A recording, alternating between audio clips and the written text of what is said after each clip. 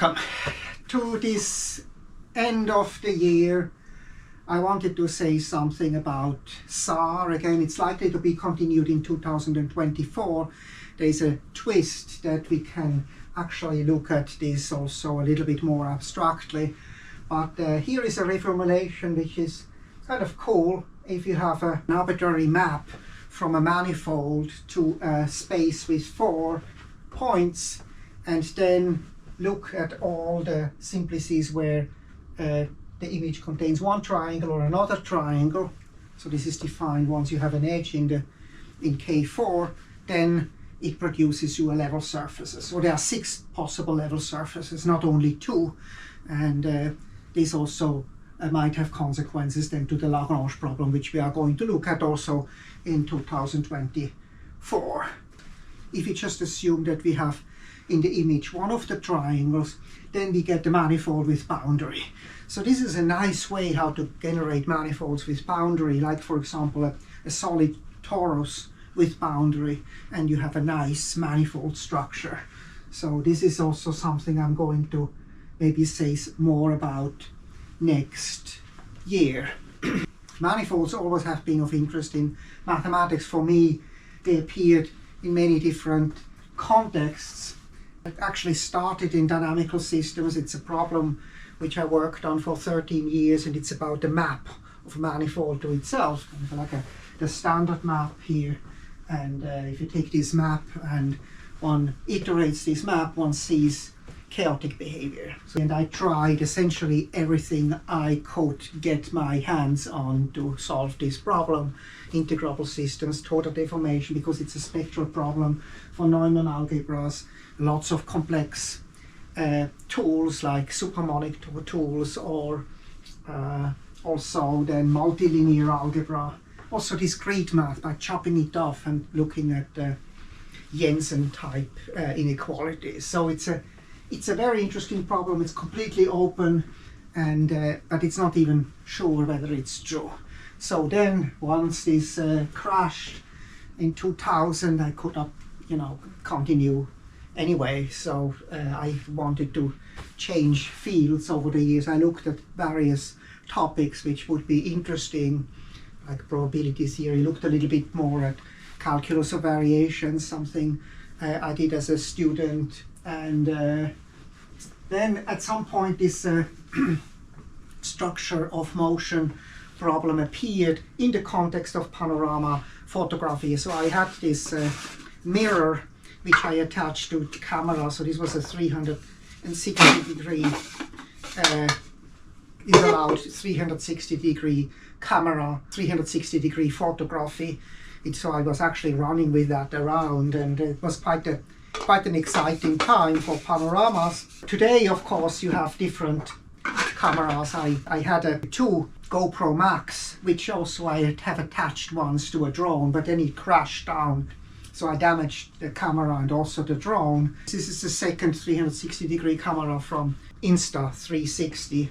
It's the X3, which I have now attached to my drone. I already made a test first in my bedroom on the bed, so that if it would crash, would not damage things. It's about $1,000 which you can lose.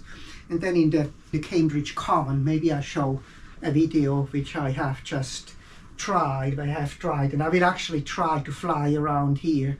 So yeah, photography was always kind of an interesting thing. Photography is actually an application of manifolds. Our space is a manifold, and we project it onto a hypersurface. So if you have a camera, this is one of my old cameras. So this is the coolest camera I had as a high school kind of student. I had this kind of Minox spy camera, and I took it with me all the time. It was a kind of an amazing thing. Costed a lot. Every picture costed $1 to develop, because it was a special film mathematical problem. So you have a camera flying around, that's like a 360 degree camera flying around, and what you want to do is from this footage, we'll try to make a footage afterwards, from this footage you want to be able to reconstruct whatever you have seen, and also reconstruct the path. So that's not a surprise. If you know linear algebra, it's not a surprise that this is possible, because you have lots and lots of data. So you have points, you have points, and you have also QJ are the frames, the individual frames.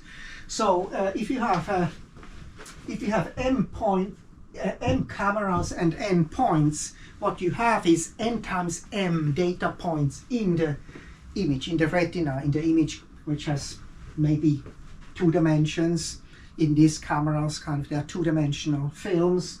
And then what we looked at, this was work with Jose Ramirez, we looked at also the mathematics of that, how can you reconstruct it. This was one of the inequalities, which is cool, but kind of almost obvious. It's just you count dimensions. So if D is the dimension of the space and you have n points, and S is the dimension of the parameters which you have for the camera, like if you have a 360-degree camera, for example, you can put it in 3-dimensional space, and you can also turn it, so maybe you have a 4-dimensional, you have different setups, and then you have n points, and K is the dimension of the retina. And then there is also maybe a symmetry, maybe the whole thing is translational invariant. So we looked at that in various situations. Like a very classical topic is if you take affine cameras. Affine cameras means you are projecting just perpendicular to a plane, and affine plane. Omni is also interesting, you project onto a sphere. So what you do is your camera is your retina is a sphere, and you take a point and you project it onto that sphere. So these are setups, and then you can look at how many points. This is the structure of motion problem. How many points and how many cameras do you need, so that how many pictures do you need to be able to reconstruct this? For example, when you take this affine picture in 2 dimensions, you can do with 3 points and 3 cameras. You can reconstruct it, which is pretty cool. So that's actually then in this case locally you can uniquely reconstruct it. This is also a problem in nonlinear, in algebraic geometry, because you have to be able to invert a nonlinear map. So this was work done 2007 until 2009. Then I got interested in 3D printing because of the work of Liz Slavkovsky. So she was writing a thesis here, and we also have a kind of an article in that book, Low Cost 3D Printing. So it was quite an exciting time also for us in multivariable calculus, because we had students do things, projects, and even prints. We could print some things in metal. This is a student project, so I also used it to reconstruct things from pictures taken from a camera. It got a little bit faded, of course, now, because everything is about AI. This was another topic which I was interested in, but it has not so much to do with manifolds. Maybe here, kind of, if you look at puzzles, if you look at the puzzle like this one, what you actually have, this has to do with manifolds, because what it is, every of the piece can be rotated and translated. So this has a 6-dimensional space, configuration space, a 6-dimensional, another 6-dimensional, another 6-dimensional, 1, 2, 3, 4, 5. This is a 30-dimensional manifold with boundary, so some of the things are possible, and you have to navigate yourself in that to get this ring, to this ring up. Person who 3D prints, then you don't draw just lines, you don't draw just segments or points, you draw spheres for points, and you draw actual tubes for connections. Another project that was kind of also 10 years ago more, that was integral geometry. Barry Tng was working on that in a thesis, and it's kind of an interesting topic also in the context of discrete mathematics, because what you can do is you have a structure and you can place it in an ambient space, and you can measure things, and expectation measure things like length or area or volume or curvatures.